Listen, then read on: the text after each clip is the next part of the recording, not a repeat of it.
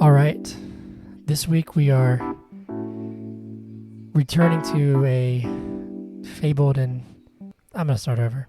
All right. This week we are returning to a legendary franchise that sees the return of an 80-year-old Harrison Ford to the iconic role of Indiana Jones in Indiana Jones and the Dial of Destiny, a film that deals with time and aging and a hero in the twilight of his life and his, I almost said career, but I guess it's, he's, archaeologist. He's not an archaeologist. What is it? Yeah, he is an archaeologist. I'm going to start over again. This is going swimmingly. Okay, this week we are returning to a legendary franchise. For the fifth and final time, Harrison Ford returns to the iconic role of Indiana Jones in Indiana Jones and the Dial of Destiny, a film that deals with the passage of time and mortality and getting older, as far as, and as well as relationships, but also maybe there's some time travel in there. Who knows? We'll see. This is the only one not directed by Steven Spielberg or conceived by George Lucas. We have James Mangold taking the reins of this final entry into the Indiana Jones franchise. But we have a lot to discuss, Zach. Well, Hunter, we have a lot to discuss. That's true. I just said that. But I would like to ask you a question. But is Indiana Jones and the Dial of Destiny good? Let's find out. Let's talk about it. Cue theme song. Bum ba bum ba bum ba ba. Yeah. Bum ba bum ba bum ba ba bum ba ba. Da, da, da, da, da, da. Oh, I didn't mention that. What's his face came back for this? John Williams returned for this. Anyway, let's cue our theme song in 3, 2, 1. But is it good podcast? Yeah.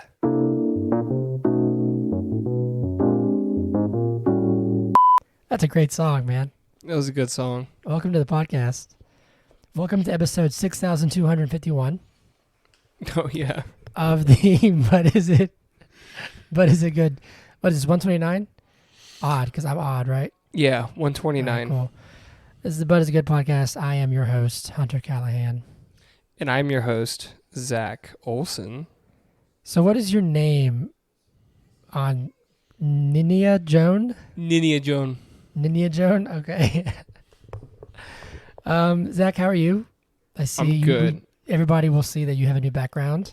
Yeah, I'm going to go ahead and apologize for the Instagram viewers who see my, the lighting's not that great because I'm setting up a new apartment. So, but I'm good. Setting up a new apartment. Also, I want to let you know that it's 4-0. Oh, cool. Go Braves. Ozuna homered and Harris homered for the second time. Yeah, cool. Happy July 4th, everybody. This is going to be released the night of July 3rd, but it'll basically be the 4th. So happy Independence Day, everybody who celebrates. What are you doing? Are you just going to be... Oh, you're coming down to your dad's house, right? Oh, I thought you were asking what I was currently doing. No, I see that you're eating cereal. I'm coming down to, my dad's house, and then I'm also going to go hang out with some friends to do fireworks, because my dad doesn't really like the fireworks, but I do. Oh, gotcha. Well, I was about to say, I'm guessing you're not going to be able to do it, but we're all going to go see fireworks. Chase is coming with us, and Hollis and everybody. So if you're around and want to, or during the day, they're going to come over and swim. So if you want to come hang by the pool, cool. You can. I have too many plans. I have... Oh, fine. That's fine. 8 people have invited me to do things, so... Whatever, it's fine. It's the price of being too popular. Yeah, I guess. I wouldn't know what that feels like, would I? Good deal. You ready to just dive in? Yeah, my swim cap is on. Your swim cap is on. Please like and subscribe. and share and do all those things to the podcast. So let's do it, Zach. You just saw this movie this morning. You can begin, non-spoilers. Okay. And also, let me preface this. Are you an Indiana Jones fan? Oh yeah. Oh Yeah? yeah. I love cool. the Indiana Jones movies. Sweet. Well, Well, let's hear what you thought so briefly. I would like to preface this by saying that in the current state of the movie industry, when it didn't get the best reception at Cannes, I was not particularly surprised. Mm-hmm. I was pleasantly surprised watching the film. So I enjoyed the film. I think that it has a lot of problems that we'll talk about. A lot of things that I don't think work that well. But one thing that does work incredibly well is what James Gunn thinks he has in his movies, which is heart. This movie, those moments of like reconnecting between two characters from the past, Mm-hmm. they work. You know, like the ending hits you, right? Yeah. That Yep. we won't spoil yet. but trust us when we say that, you know, it hits you. So I think that works very well. Obviously, John Williams does a great job with the score. I do think that for a movie that has as many action sequences as this film does, which aligns with the previous movies. I mean, there's a lot of action sequences in all the movies, but you could tell that Steven Spielberg wasn't directing this one because his action sequences are like super clean and just like really well done. And these were like blurry and I don't know. At times it felt like it was dragging on with the action sequences because they weren't super crisp. Maybe I'm just spoiled by freaking John Wick. I don't know. Yeah. But that's something that stood out to me. And there are other things too. But I think Harrison Ford does a fine job. I don't like the de-aging. I don't think it works super well in this film. I mean, Okay. it's fine. But you can tell that it's a de-aged 82-year-old Harrison Ford, you know. Whereas like a movie like The Irishman, it's way harder to tell. Okay. I don't know if that makes sense. Have you seen The Irishman? I have, yeah. Okay. Just the once. I mean, there's more, but overall, I enjoyed it. So I did a lot of complaining there, but you know, those are the things that stood out to me. It has heart. Right. Blah blah blah blah blah. Yeah. I would agree with a lot of it. I had a really good time watching it. I saw it Sunday night. So I guess last night, I guess, is at the time of recording. It was fun. It was just me, so I got to kind of just really kind of sit back and watch it, and I had a lot of fun. I think there's a lot of, in my opinion, tasteful callbacks and references here and there. It went into some territory that I am surprised it did after sort of the backlash to Crystal Skulls. I was surprised that at some directions that they took. I quite enjoyed Crystal Skulls. You know, that's what, 10 years ago, I think. When did that come out? So it's been a while since that came out. So I didn't really care as much back then, but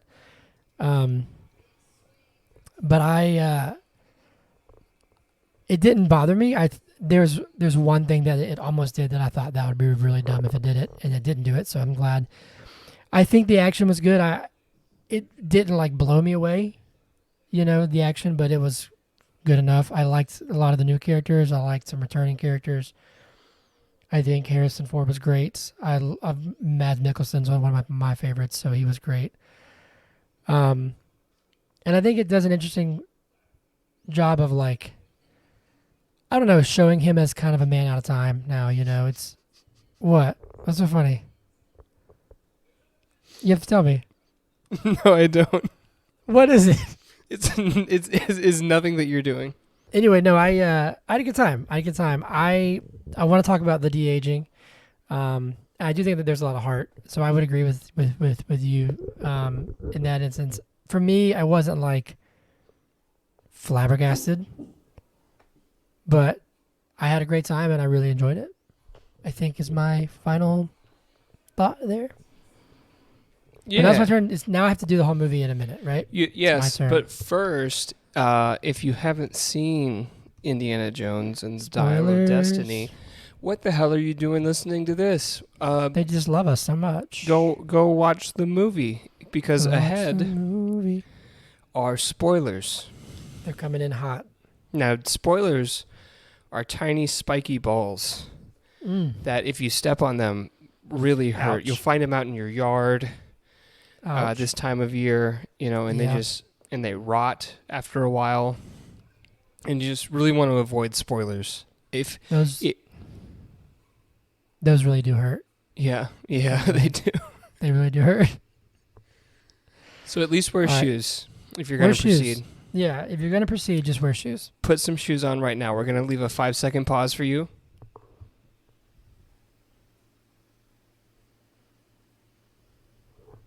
All right, your Okay. shoes better be on. Yeah. Now we can proceed. From here on out, it's on you. All right, are you ready? I'm ready. Yeah, you got a timer? You're doing this yourself? Yep. And this is Indiana Jones and Dial of Destiny in movie in a minute. In 3, 2, 1, go. All right, so it's World War II. Indiana Jones is on the train looking for a thing. It's the spear that pierced Jesus Christ's side, whatever. It's him and some other guy. I forget his name, but he's from Winter Soldier. He gets captured by the Nazis.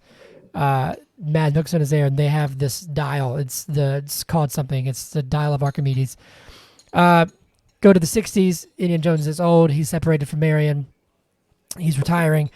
The guy that he knew from World War II, his daughter, so India's goddaughter comes in, finds him, tricks him, steals the dial, tries to go south. They go on the crazy adventure because the guy, Mads Mikkelsen, is still alive. He's trying to get the dial to get the other half, to time travel, to go back in time and kill Hitler so he can help Germany win World War II. Anyway, it turns out that the dial actually works. They go back to like 2,000 years in the past, so like BC. They find Archimedes, and he's like, I want to stay here. And she's like, no, come back. And then he reunites with Mary in the end. That was perfect. Boom. Yeah. Yeah. Some of my best work yet, actually. That was great. Okay, cool. Let's jump in, shall we? Shall we? We shall. Okay, so yeah, we start in the 40s in World War II. So let's go ahead and get this out of the way. You did not care for the de-aging? Okay, so when you're looking at, like, anytime he's moving, it's fine, right? When he's just, like, standing still, his face was, like, shifting. Like, you could, at certain points, it's like the whatever they use wasn't behaving properly, and so it's like his old face was, like, coming out sometimes. I don't know how to explain it. You know, I've never understood. So I will say this. Let me just preface this. In recent times, in a sense of like the past few years, this actually is some of the better de-aging that there's been. Okay. Or just like, off the top of my head, like I immediately thought of like Luke Skywalker at the end of Mandalorian. And have you seen I haven't seen it. Okay, it looks pretty bad. It's cool because it's like Mark Hamill was on set and he did it and everything, but like it looks pretty rough. And this I thought was much, much better. Now it's not The Irishman, but I also think hold on, I dropped something. I also think in The Irishman, like in this one, they de-aged an 82-year-old Harrison Ford to like 35 or 40, maybe 40, however old he was when he did Indiana Jones. Yeah. Because there's a scene later in the movie when he's de-aged, but not quite as much, where he's like in between that time. You know what I mean? And I feel like that looked pretty good. That one looked better for sure. Yeah. So like in The Irishman, like they have De Niro, but he's not like he's 25. You know what I mean? Well, he's young because he's like just starting his career when they de-age him, and he's like this. I gotta watch it again. Anyway, long story short, I thought it was really good. There's some moments when you could kind of see some uncanny valley, and my point is like I don't understand why. Maybe they just wanted the challenge, but they insist when they de-age somebody of like making their face like the whole frame. Yeah. And it's like if you're gonna do that, it better be perfect. Right. And so you can get away with like when he's like walking through the train and stuff, and he's moving. It does feel a bit more natural, but he's like sitting there like and it's just his face.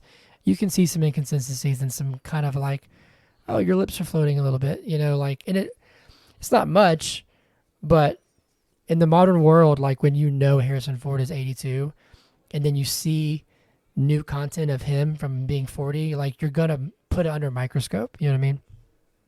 I know I did.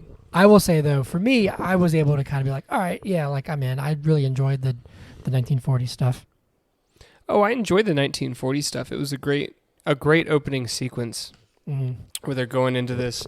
It's allegedly like the very end of World War II. Like the Germans are like fucked, and getting fucked, like in the scene that we see. Yep. And Indiana Jones and the other guy whose name you could not remember is Basil Shaw. Okay. They're going in there to get the spear of something. The lance of Longinus. Longinus, yes, which cut Jesus Christ. Yes. Why would that make that a holy weapon? Well, I would imagine because it had the actual blood of Jesus Christ. I guess so. I would think it would make it like an unholy weapon that it like harmed. No, it was harmed the Son of God. Part of the prophecy of the Messiah. It helped. It contributed to the carrying out of the dying for the sins. I'd imagine if it had the actual blood, that's a big, whatever you believe, symbolic or not. The blood of Christ is a massive. If it had the actual blood of Jesus. Go on. No, I don't want to go there. I don't want people mad at me. What are you going to say? I was going to say, like, would the nails be holy? His hands are holy. Oh, no. Get it? We are going down. No, it's all in good fun. No, I would imagine that if you found anything that had to do with the crucifixion of Jesus, that would be like a holy item. That would be like the holiest of holies. Like the Shroud of Turin, I believe, has been debunked as it's not old enough. But do you know what the Shroud of Turin is? No idea. The Shroud of Turin is like an ancient burial cloth, right? Okay. That is stained with like blood and oils and whatever, and when it's stretched out and like opened up, it looks like what we would think Jesus looked like. And like there's the shroud does, like it has like a beard. Well, no, like there's like an imprint almost of a person. Okay. And yeah, the long hair and the beard, and there's one where like it has a beard. The shroud has a beard. No, like, but you can tell that the person has a beard and okay. And like one of the hands has like a hole on it, and there's are you looking it up? I am. Yeah, the Shroud of Turin, and I think it's been debunked as in it's not old enough, or people think that it's been fabricated. But to some, what? I mean, that just it'd be too perfect. It'd be extremely convenient, but also in my opinion, I know we're going off a little bit of a tangent here. It looks like what Western Christianity thinks Jesus looked like. You know what I mean? When in reality, I doubt he actually looked like we think he looked like. Mm-hmm. He was Middle Eastern, and I feel like people like to Americanize him. Yeah. But anyway, so like that is revered in like in some people who think that it's authentic. That's kind of one of those items, and so. Or like the Holy Grail. The Holy Grail is said to be the cup that Jesus used at the Last Supper, I believe. What would you find? They have a 95% confidence that it was dated back to like the 1300s. Yeah, that's what I thought, like the AD. Renaissance or whatever. Yeah, so I don't think that's legit, but anyway, yeah. So but they find out that this one is a fake. Now, what's interesting about this is that there's a lot of theories about what kind of happened to a lot of stuff, like the actual Ark of a Covenant, or those kind of items, because during World War II, yeah, like Germany, like plundered a lot and took a ton of things and hid everything, or it got destroyed. So it's interesting. Like, I like how, and this is not a new thing with Indiana Jones. It's kind of the basis of the formula. They take a real life artifact or legend or famous thing, and it starts all as fact, and then it goes off into this like science fiction or like fictional kind of realm. Anyway, but we meet Jürgen Voller. No, that's another guy. Yes, Voller. Yeah. Mads Mikkelsen. Who? What's funny is that when he put on his glasses, I thought, is he supposed to be the dude from Ark of the Covenant who gets his face melted off? And he's not. What? He's not. No. No, I know, but he had the same like, rim, like round glasses. Anyway, I think that's just like the Nazi glasses in the Indiana Jones I guess movies. so. But he has the Antikythera mechanism, half of which it. which is a real thing, by the way. Yeah, but it's not that. Yeah, it's not what it is in the movie. It is fascinating though. Yep. But anyway, your turn. Oh, you want me to talk about this movie? This movie Yeah. that we watched? That's what we're here doing. So we learned that the Antikythera was devised by the Syracusian, not the one in New York, but the one, across the pond, as it were, mathematician Archimedes. Yes. And Archimedes is very important to the plot of this film. Yeah. We find him later. Before we go to that, though, I do want to ask you how the hell Voller doesn't have a scar from getting slammed in the face by a metal pole going probably 60 or so miles an hour. Yeah, so do you know what I thought was going to happen? What's that? I thought that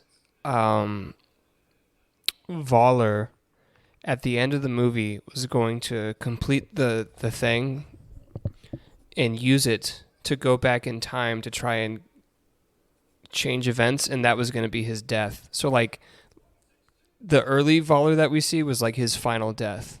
That's what I thought was going to happen. Oh, so, okay. So, like, the Voller... Does that make sense? Yeah, so, like, the Voller that we were seeing in the beginning was actually the one who had gone back in time already. Correct. That's not what happened, but that's what I thought was going to happen, because I had the same question that you do. Why is he not, like, messed up? Why isn't he walking with a cane or something? He got hit with a pole. He'd be dead. He'd be in half. Like, he would be dead. Yeah, he'd splatted, be dead. He'd be dead. Let's suspend disbelief, because we got crystal skulls and time machines, okay? That's true. True. How did you feel about they killed off his son? Well, we knew that Shia wouldn't... You're talking about Mutt? Yeah. What a name. I mean, we knew Shia wasn't going to be in the movie. And before the movie came out, when all the trailers were going around, I was like, so where's Mutt? Did he die? Yeah. And yeah, he did. Well, That's I think sad, but... I think it's interesting because, like, they really don't reference crystal skulls. It's just skull. Crystal skull really at all in this. And the... Right. Which is crazy because it seemed very, like, consequential, right? The only event that ties over is that he and Marion get married at the end of Crystal Skull, and they're separated in this. Right. but literally they basically undid all of Crystal Skull so this movie could happen. Like they kind of the marriage was non-existent, and then the biggest carryover, which is his son, they killed him off. Now, that bums me out. I think it's sorry, I need to get some water. To me, it's the same thing that they did with Star Wars, where it's like, all right, you made a movie, you took some big risks, some folks didn't like it, and then you're like, all right, let's just sweep all that under the rug and undo it, and then we'll finish it. Somehow Palpatine has returned. Exactly. It's like, I'd rather them just like double down and be like, look, just trust us, we're going to finish our story, whatever. Mm-hmm. I would have quite liked to have seen Mutt in this. But that being said, they use it. They use it to their advantage. I think the scene when he talks about, when she's like, if you had a time machine, what would you do? And he's like, I'd go tell my son not to enlist. Like, that scene was really, really good, I think, and really powerful. Mm-hmm. Mm-hmm. So I like that they leveraged that and used it to kind of add emotion to the story.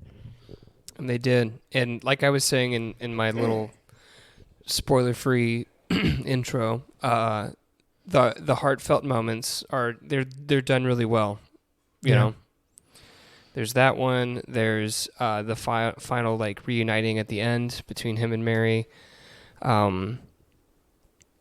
mean, there's others. Yes. Well, no, but like we can kind of skip around, but when he's in the past, right, and he's trying to tell, I don't know her actual name, Wombat. What's her name? Helena. Phoebe. Well, I know the actress's name. Helena, when he's telling her, like, let me stay here. And she's like, no, you have to come back.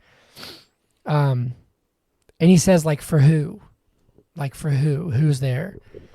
And it's sad because, like, you can see that he really is a guy that feels like he's got nobody, Mm-hmm. His friends are dying off because they're old, like Basil Shaw, he's passed away. He does see Salah, he sees him, but there's somebody from Crystal Skull who works at the university and stuff that I think has passed away, and and then he's retiring, and everything's kind of pointing to like the end of his journey, and he feels like he's got no one there, so why would he go back? I thought that was good. I'm so glad he did not stay in the past. Were you thinking that they were going to kill him off? Indy? Yeah. Talk for a second. I'm going to get some water and then repeat to me what you say. He has to take his headphones off because he doesn't have wireless headphones for some reason, which is just ridiculous. It's 2023. I know he has AirPods. Like, why can't he just have AirPods and do that whole thing? I'm not going to answer his question yet because I'm going to have to answer it again when he gets back because he can't hear me. So we're just going to talk about him for a minute. We're going to talk about how he makes pretty good music, and you should listen to him on Spotify, Hunter Callahan on Spotify.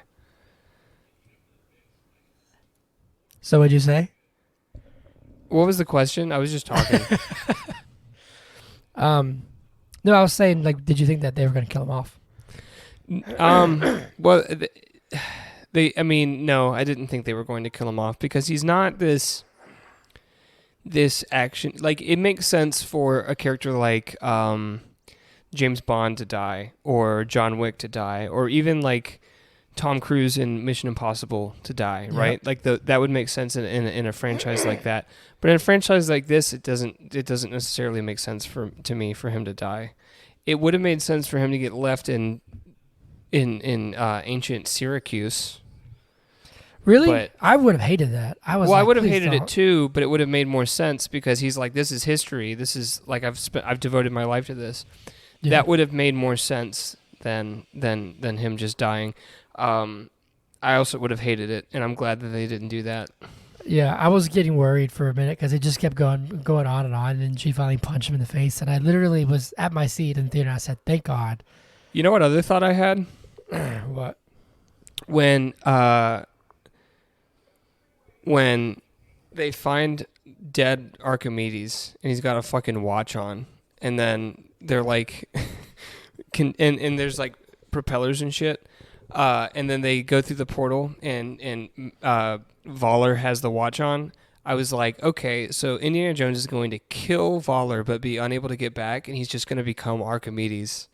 Indiana Jones is Archimedes. That's the direction I thought that they were going to go, and I'm really glad that they didn't. That would have been amazing. No, I didn't think they were going to do time travel. I really didn't. Well, yeah. I mean, it's Like- the Dial of Destiny. The trailer led me to believe that like him fighting on the train was already time travel, even though it wasn't. That was like yeah, maybe. in chronological order, but like I was under the impression that time travel was going to be a part of this film. Because I think back in like the Ark of the Covenant, that was real. Holy Grail, that was real. All that kind of stuff. Temple of Doom, but then then they went aliens, like super sci-fi, and people were like, "What the hell is this?"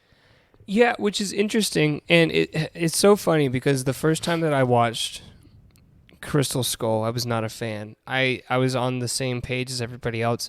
But when you think about it, like we had cultists trying to rip out his heart, Yeah, and which he says like and he drinks the blood of what's his name, Kali or whatever. Kali, and Yeah. in a box full of ghosts that melt faces, like Yeah. so why was that the line, and because of that, I didn't even have a line for this movie. I was like, let's go. Yeah. I'm True. I'm on my Aquaman shit, Yeah. There you go. You're on board. Right. But what's funny is that when she's like, whatever it's called a frieze maybe, the sculpture on the casket on the tomb, and she's like, look at this, and he's like, it's a griffin or whatever. This griffin has propellers. She's like, it has whatever. propellers. I literally thought of, you ever watch Ancient Aliens? Yeah. And I was like, I thought of that guy, the dude with the crazy hair. He's like, aliens, man. I was like, oh, this is gonna be like Ancient Aliens. Don't get me wrong, I think that stuff can be super interesting. But I was just like, and then he has the watch, and I thought it wasn't until that point where I was like, okay, they're gonna do it. They're gonna do time travel. This shit's real. I guess it works. Yeah.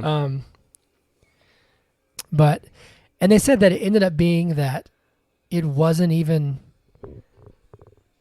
that they couldn't actually choose which state they go to. It was a fixed point. They would always have gone back to that war. I mean, yeah, that was kind of confusing, right? Because at first, Waller thinks that he's going back to a certain, like he thinks he's calculated it, right? But then Harrison Ford is like, oh, continental drift. Haha, he didn't calculate for continental drift. Yeah. But then if just the calculation was off, what are the odds that they would go to that point in time in that, geographic location? You know what I mean? Does that make sense? I cannot hear you. I think I lost you. This is the first time this has ever happened. Oh, wait. There you are. Okay, we're back. We're back, baby. Yep, we're back. I don't know what you were saying, but you were saying something that I couldn't hear you. What did you listen back to the audio and hear like what we were talking No, about? because it's got to upload and export. Oh yeah. But Right. we're talking about how the dial is like a fixed point, and you were like, oh, it's continental drift, and It's confusing to me because Mads or Waller thinks he's figured it out, and then Indiana Jones is just like continental drift. You're not going back to where you think you are. But would that change the time, or would it just change the place? see, I thought And that would then- have just changed the place. Right, but then he doesn't go back to the right year at all. He goes back to... It's almost like the device was made just to bring someone back to Archimedes, which would make no sense other than for him to complete the loop of him making his own machine. Yeah. And that's the point, I guess. Well, it was also like I read something where it was like he built it to have somebody from the future come and help them win that battle. Which is fine, but I didn't. That like whenever I had to read that, whenever in my head. So, let me get this straight. Archimedes recruited the Nazis of the future to come and save Syracuse. I guess. Interesting. That's very interesting. Yeah, and it's funny because I would have. There's a few things that I would have liked to have been expanded upon more in this. One of those is like Basil's notes, because he says that there's dates and stuff that he has. Like, I would have liked to have known more about that, and like, did he know that it only leads to one place? Right, and where'd those dates come from? Like, how do you find them? What do they mean? I would have liked that. I also thought it was really interesting the fact I liked that they included it, but it wasn't dove into as much as I would have liked it. But like the fact that Waller, and this is a real thing that actually happened, is that he was a Nazi scientist who was recruited by the U.S. to come build things, weapons and rockets and stuff for NASA and for the United States. Mm-hmm. And that's a real program that happened after the war. And, you know, the CIA was involved with a former Nazi and was helping him get this thing in exchange for him building rockets to the moon. Right. Like, that's and I think someone like Indiana Jones learning that can be profound, being like, you know, I fought Nazis in the Second World War, and now my country is working with them. You know what I mean? Yes. I wish that they would have gone into that a bit more. Yeah, and instead we got like really long, like little car chases. You know, the little car that probably doesn't go fast at all, but it was like keeping up with motorcycles and like Mercedes and shit. And we had that stupid guy. Like I think my least favorite part of the movie was the ex-boyfriend, who was just like, Helena! And then every time they went around a fucking corner, he comes around the corner, he's like, Helena! And I didn't like him at all. Yeah, it just wasn't even needed. No, and I could have, yeah, right. And we could have gotten more exposition into these more interesting topics. Yeah, or like the henchman with the mustache who just kill people.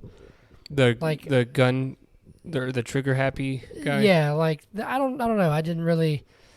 I don't know. What do you think of like Helena though, as a character and like her arc? And she was like selling these artifacts in the black market, and so in my opinion, sorry, last thing just to like set you up. There's a line that I thought was almost to a comical extent where Indy's talking about all these things.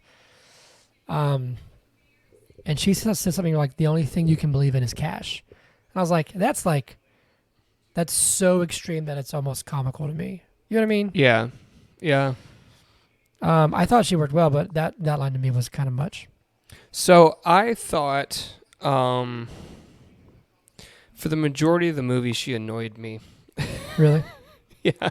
And then by the end, because she comes around to like, no, we can't just leave Indy here, you know. So she grew on me because she grew as a person. But at the beginning, she annoyed the shit out of me, you know. How so? She came in and convinced my boy to give her the fucking thigh cream, and and then she's just gonna sell it on the black market. Like, come on, she acted interested and in the anti-thigh cream, and I can't get over that, man. And she got on my nerves because it was all about the money, you know. Yeah, but yes, yeah, but I was thinking like it was almost too like it's. I don't know. Maybe people aren't actually that cold-hearted, but what'd you think of what's his face? What's his name? Antonio Banderas making a little cameo as the diver. As Ronaldo. Ronaldo. It was interesting. I mean, it was a pretty minor role for someone of his like stature, right? Yeah, like, I think how much do you think small. they paid him? Probably like $1 million. Okay, I guess $1 million's not that much when your budget's like $300 million. It's one of the biggest films ever, like highest, like biggest budgets ever. And also, I know we're getting off topic, but still kind of on the movie, that it's also bombing. It's like The Flash. Well, it came out on Thursday, right? Oh, that's true. That's true. That's true. It's doing better than The Flash. I didn't mean to make it sound like it was doing that bad. Mm-hmm. I want to look at our Fast Jones. My theater was pretty darn full. Let's see if it's doing better. Box office.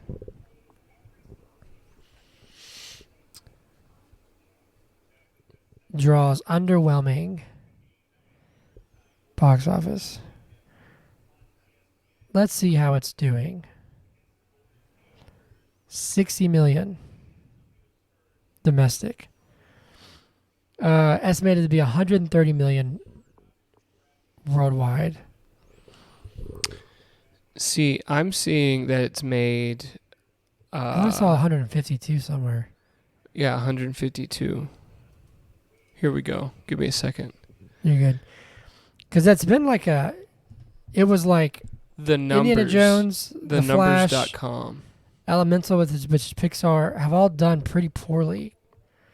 Spider-Verse did pretty. It's done. It's 600 million total, so it's done well. Little Mermaid, I did like $500 million. Here's the thing, Hunter. The Flash has not even broken 100 million domestically yet.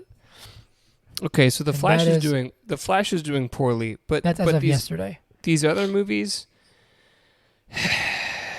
if we didn't spend hundreds of millions of dollars on them, not that we are, but like if the studios didn't spend hundreds of millions of dollars on them, they would be successes. I mean, think about like if you did something, like you were the head of a creative project and it made 152 million in like 4.5 days. That'd be great. Now, if what you did cost 300 million, then everyone calls it a failure.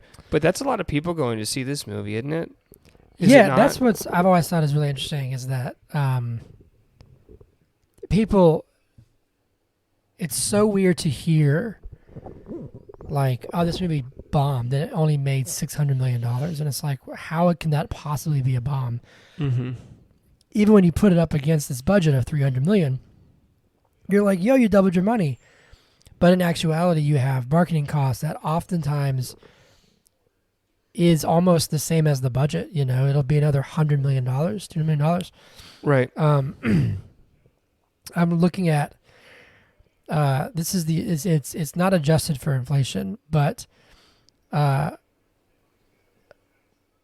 most expensive film ever made is actually The Force Awakens. We have Force Awakens, Fallen Kingdom, Rise of Skywalker, Pirates of the Caribbean, A Stranger's Guide. What? Avengers. I'm trying to see. Indiana Jones is number 13. Fast X is top 10. Good Lord. Justice League is top 10. Last Jedi. Where is Avatar? Avatar, The Way of Water is number 7. Avatar, the first one is number 31. Wow. But it's crazy because, like, these are some, you know, like, the oldest film I see on this list is Spider-Man 3. Wow. And adjusted for inflation, goodness gracious. First off, this is just to show you how crazy inflation's been in the past 8 years. Star Wars Force Awakens, the budget was $447 million at the end of the day, which is a ton. When it's adjusted for inflation, it's now $550 million. That movie came out in 2015. Mm-hmm. That's crazy. What are you reading? You're looking at something. I'm looking at the same list that you are. I think. So for this film to like be a success and break even, it's got to hit like 400 or something crazy. It's just insane. that they would spend this kind of money. Like all these films that are on this list. I'm trying to look back at like an old film and see how much like Cleopatra was made in 1963 on a budget of $31 million. And when that's adjusted for inflation, it's $297 million. Okay, Armageddon. You've seen Armageddon, right? I have, yeah. Budget was $140 million, which adjusted for inflation would be $251 million today. That's crazy. But it made $553.7 million in the box office. You know what else I think? In 1999. Yeah. Or 98, actually. Oh, yeah, sorry. Yeah. But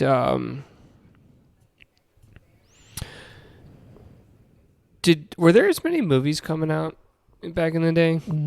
I don't know. Like, we're cranking out like 12 movies a fucking week, man. Like, well, they would have had to have been different. You know what I'm saying? Like, there was a time when you could make a movie about. I mean, like where you could make a Taxi Driver, which is a smaller budget, like original story, not some bombastic thing. Most of these movies on the most expensive films ever made, they're almost all, like, not all of them, but like a lot of them are IP. A lot of them are superhero movies. A lot of them are the crazy sci-fi movies, you know. How much, just guess, how much do you think Taxi Driver cost to make? $10 million? You're way off. Really? Yeah. Is it less? It's less. $2 million. $1.9 million. See, that stuff, that's crazy. I'm going to look up something real fast. Hold on. I know we're going off the rails here. Films, budgets. I'm looking up Christopher Nolan and his budgets. I looked up Heat. And it's just a Wikipedia article about like what Heat is. Yeah. That's amazing.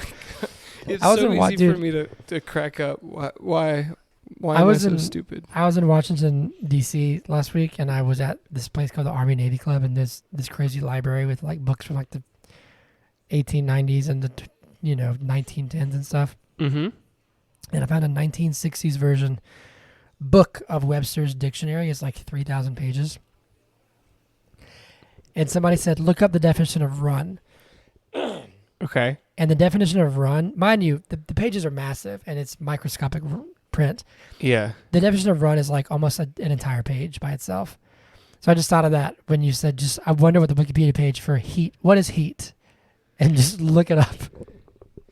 Well, I was looking for the 1995 Michael Mann movie, but if you're wondering, in thermodynamics, yes. Heat is the thermal energy transfer between systems due to a temperature difference.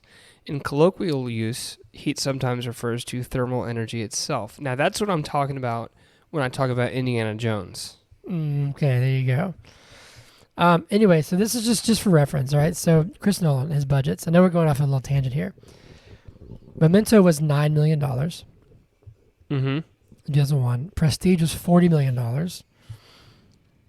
Insomnia was $46 million. Dunkirk was $100.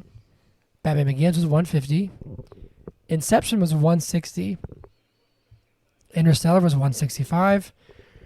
Dark Knight was $185. Tenet was $200. Dark Knight Rises was $250.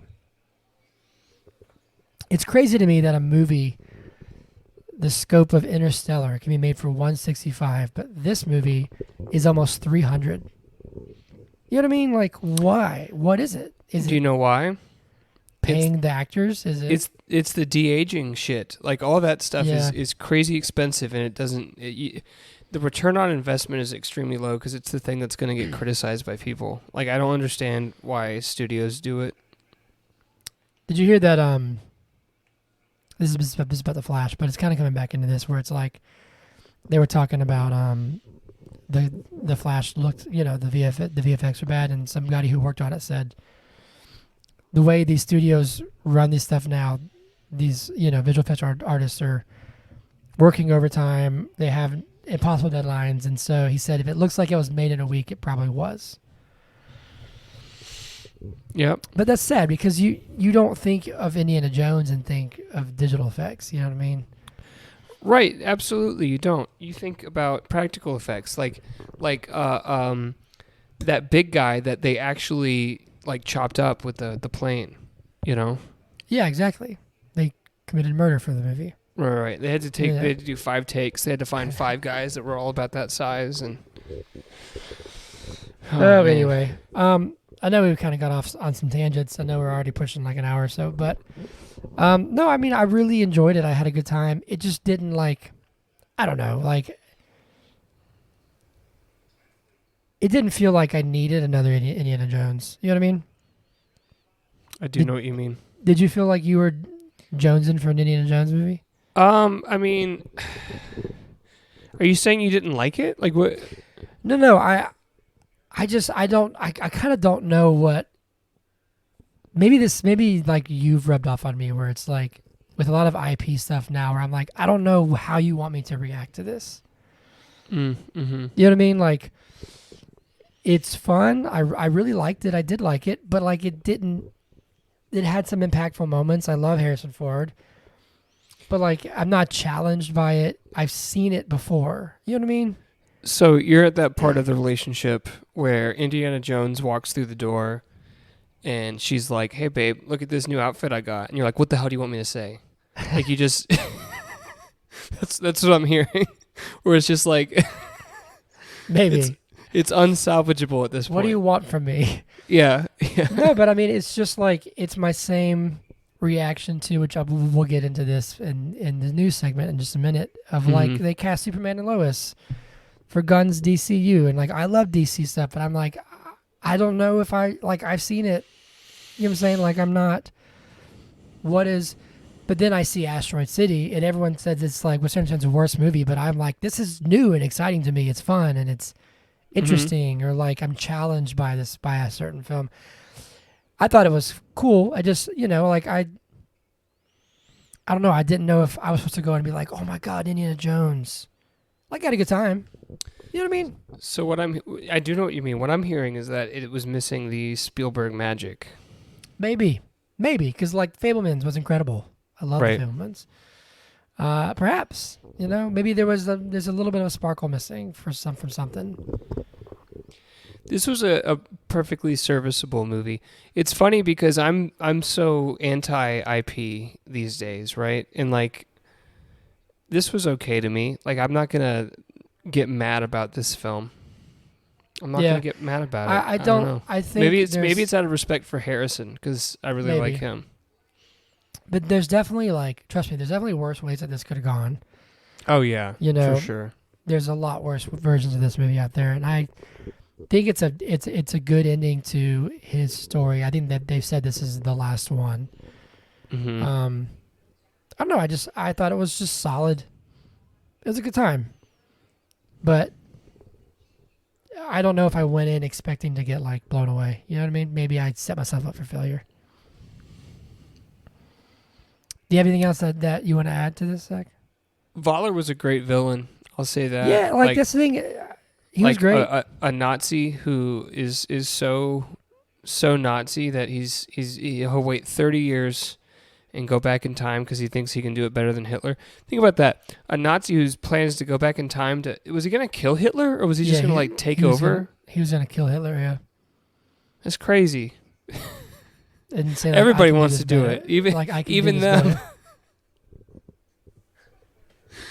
Oh man! But yeah, I think there's not really any weak points of the movie as far as the characters or the acting or the story. Even I just wish that we would have gotten more in depth parts of certain parts of the story. You know what I'm saying? Like I said earlier, the more behind the anti-thigh cream device and right.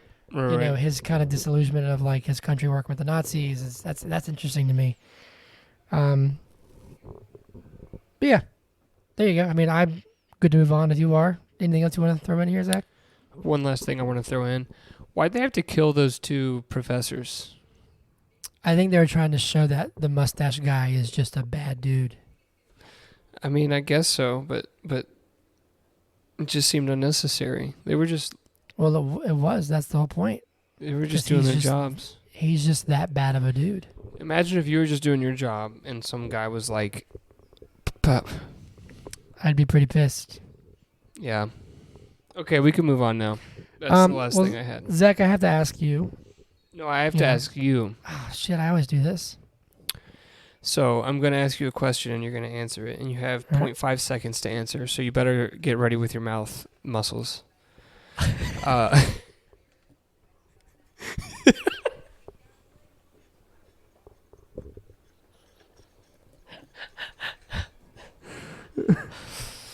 Oh, man. God forbid whenever we do like full video episodes, it's going to be a shit show. Okay, Hunter, are you ready? I'm ready. Assume blowjob position. So, but is Indiana Jones and the Dial of Destiny good? Yes. That was just within the 0.5 seconds, so we'll allow it. It is good. It is good. It's a good time. I think it's a solid entry to the franchise. It's not going to like blow your minds. At least it did mine. But I had a good time watching it, and I think it's really fun seeing Harrison back in the role and kind of being in the world again. What do you think? Yeah, it's good. It's not the best. It's a serviceable movie, like I've been saying. It's. Yeah. What's your favorite Indiana Jones film? I don't know. Maybe Temple of Doom, but I also really like Raiders of the Lost Ark. Raiders of the Lost Ark is a classic. And well, so now I'm thinking. Sorry, I just went ADD brain for a second. Let me come back to center. We were talking about why these movies are flopping, like all these movies that are coming out recently. Mm-hmm. Do you think it's because there's just so many coming out so often that it's like people just get fatigued? Because like these movies were coming out like 5 years apart back in the 80s, which, I mean, this movie came out, 15 years after Kingdom of the Crystal Skull, but there's so many like IP revivals going on right now that it's like they're all doomed. Like, yeah, if you are just a sheep in a field of sheep, who's gonna come for your wool, right? I think that's what my family says. Yeah, I think people are just tired. If you just made up that analogy, that's actually pretty good. I feel like this sort of happened. I don't know. There was a time, I'm trying to think, it might have been like about 10 years ago or so, where like there's a lot of remakes and a lot of whatever, and then it wasn't even so much IP, because we even had we had Iron Man and Dark Knight. Those were huge, but like there were like reboots, a lot of remakes, and then like Inception came out. People were like, "Oh my god, this is new." Yeah.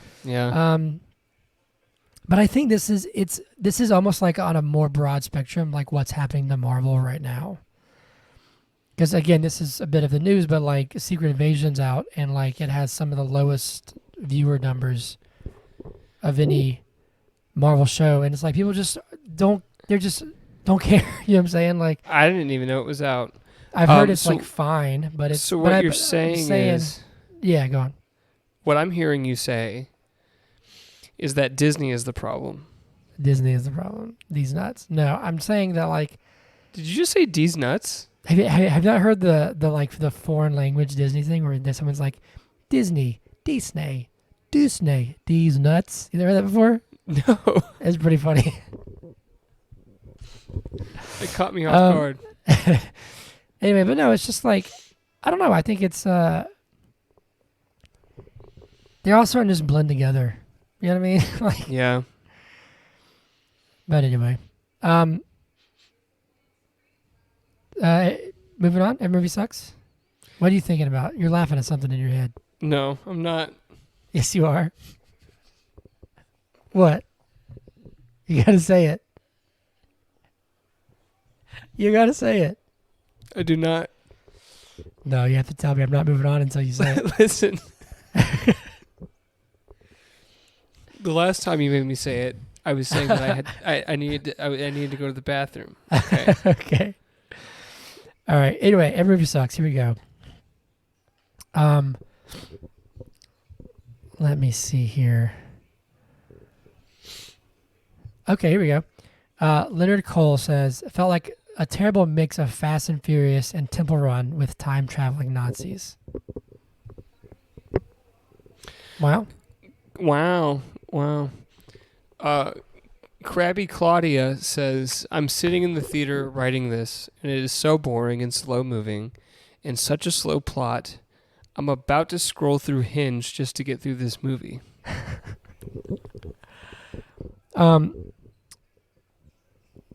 Here we go. Let's see here. This is like kind of a long one. Oh, no, I'm not going to read that. Here we go. Absolute dog shit. Every copy should be burned, and everyone who's been seeing it should be summarily executed, including myself. Wow.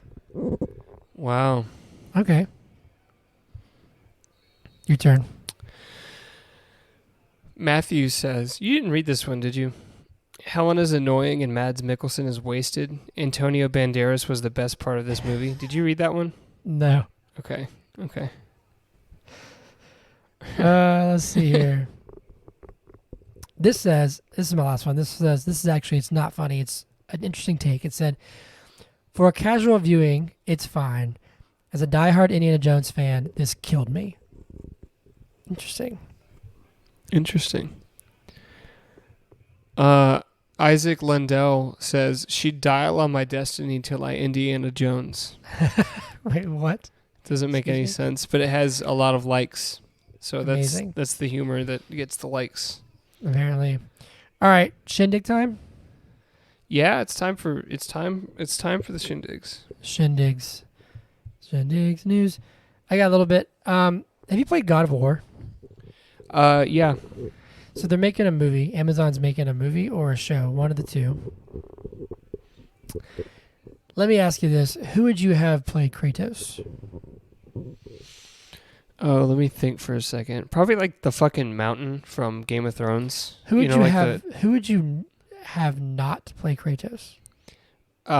Michael Cera. No, but I'm being serious. Like, who do you think people would pick that you would say, please no? Oh, like Andrew Tate? I don't know. He's going to go to prison. But Yeah. apparently The Rock is being strongly considered Really? to play Kratos, yeah. I mean, he's big. Why not get like Bautista or something? Well, that's what people were saying, that they'd rather have Bautista. Anyway, moving on. There are some first reactions, the theatrical reactions to Oppenheimer. And apparently people are leaving the theater devastated. Well, Which I'm like, bring it on. I'm looking forward to it. yeah. No, so first of all, I just want to give a shout out to AMC because I saw this movie this week at an AMC theater, and the last 3 movies I've gone to see, they're marketing Barbie and Oppenheimer so well because they put 2 trailers back to back for both movies. So it's like you watch the Barbie trailer and then you watch the Oppenheimer trailer, and I am so hyped for both of those. Yeah. But yeah, the Oppenheimer trailer looks like it's going to fuck you up. Like it's going to mess you up. Yeah. I'm excited. This month, I just posted the July schedule today, and this month is stacked. We got more news. Mortal Kombat 2 cast has shared a picture, like behind the scenes pic. Evan Peters has joined the cast of Tron 3 with Jared Leto. Some DCU, whatever it's called now, DC News. Ezra Miller had a restraining order that was lifted by a judge. For better or worse, I don't know all the details. Mm-hmm. Apparently, the DC universe is not going to be at Hall H Comic Con this year, but probably next year, so not going to get a lot of new content. But there was some big news that David Corenswet and Rachel Brosnahan have been cast as Superman and Lois Lane in Superman Legacy. I like those casting choices. I think she's amazing. She's great. If you haven't seen Marvel's Mrs. Maisel, it's a great show. He's been in some good stuff like Hollywood. He's really good. So yeah, good choices. Got a new Dune 2 trailer. I saw a trailer for a new film that I had not seen before called The Creator with John David Washington that looked really interesting. We get our first look at Ray Fisher in Zack Snyder's Rebel Moon. And then I mentioned how Secret Invasion is doing very poorly on Disney Plus. And then some sad news ended. Alan Larkin passed away this past week. Oh, no. But Rip. that is the news of the week. There you go. Zach, can you tell us about the best team in baseball? And for those of you who aren't from Atlanta, that is the Atlanta Braves. Yeah, but first I have a piece of news. Okay. Let's hear it. Barbie's been banned in Vietnam, like the movie. Really? Interesting. Did it say why? There's a map of the South China Sea in the movie, and they don't like the way it's labeled. Anyways, Okay. to the Braves. Yeah. So the best team in baseball, we're setting National League records for the most home runs in a month. We are blowing out teams. The Marlins come to town, and everyone's like, oh, this is going to be a good series. The Marlins are going to show them what's up. And we outscored them like 36 to like 5 in the series. It was insane. It was absolutely bonkers what we did to the Marlins. And the who did we play before the Marlins? Was it the Reds, which was a great series. That was last week. We already talked about that last week. It was the Twins. Oh yeah, swept them too. Swept them too. We're on an 8-game winning streak. We are a half inning away from beating the Guardians tonight. It is currently 4-2 in the top of the 9th. And we have 8, count them, 8 All-Stars on the team. They might as well just do the American League All-Stars versus the Atlanta Braves, and it would be the same game. Pretty much. Think about this, Hunter. Freddie Freeman and Dansby Swanson are going to be sitting in the dugout with all our boys. Do you think that's going to be awkward, or do you think it's just going to be fine? I mean, I think it's going to be fine. I think they're all pros, but I think it is wild to me that we lose Freddie Freeman, who I still love and is one of the best hitters in baseball. He's having a great year. And then we lose Dansby, who is an all-star, was an all-star last year, was a great player last year. I don't miss him near as much as Freddie. And then we have Orlando Arcia, who becomes the starting shortstop for the all-star team. But we lose those two players and Soler like 2 years ago. And we are now having conversations about this possibly being the best Braves offense of all time. Yeah. And we lost 2 All-Stars, It's nuts. Well, but we gained 2. We gained more than 2. We gained Matt Olson. We gained Sean Murphy. We gained Orlando Arcia, who was like a utility guy just last year. And now he is an all-star, the starting all-star shortstop, which is just crazy. It's a good time to be a Braves fan. Bryce Elder, who is, doing things that make stats nerds angry because they're like, oh, with stats, he shouldn't be performing this well. And it's like, well, get over it, nerd. Yeah, nerd. I have a question. They'll name like 7 starting pitchers to the All-Star roster. So who starts? They just all act as the bullpen. I think the starter is up to the manager. Okay. Interesting. How do they pick the manager? Is it the best record? No, it's whichever team's made it the farthest, made it to the World Series. Oh, so okay. It's Astros and Phillies. Okay. Dusty Baker and then whoever the Phillies guy is. That's an interesting way to do it. The American League's won 9 straight against the National League. Well, not this year. Well, we'll see. Because it's the Braves versus the American League. That's true. Well, there you go, Zach. That was very brave. That's the bravest thing I've done all week. Time for whiskey shots? Heck yeah. Heck yeah. Yes. Although this week I'm going to be taking a shot of water because I don't have any whiskey with me. It's at my old apartment still. To whiskey. It's about the thought of it. To whiskey. To whiskey. All right, where can they find us? You can find us on Twitter at BIIG Podcast. You can email us at biigpodcast@gmail.com.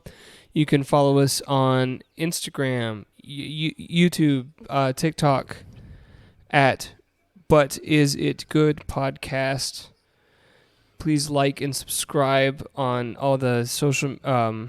wait, you need to give our handles. If you want to, you can follow me at Hunter Callahan Music. You can follow Zach at Zach with an H2, the number, the THA, future.31.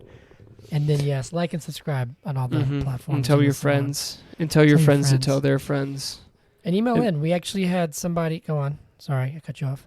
No, you're fine. I was going to say, we had somebody message me, and because I announced the schedule. We're doing Indiana Jones. We're doing Across the Spider-Verse. We're doing Mission Impossible 7, Part 1. Oppenheimer, and then Barbie, July stacked. And I had somebody message me, and they said, "Oh my God, you're not doing Elementals."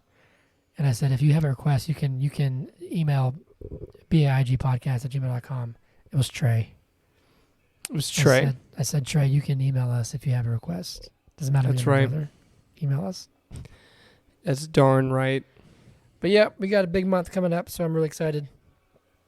But yeah, you got anything else? I don't. Okay, well, goodbye. All right. Hey, have a good one. Have a good week. I'll see you next weekend, I guess. Yeah.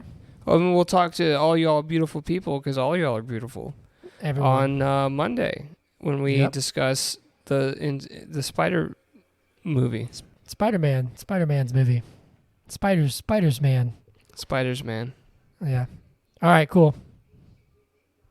Bye. But Is It Good Podcast? Yeah.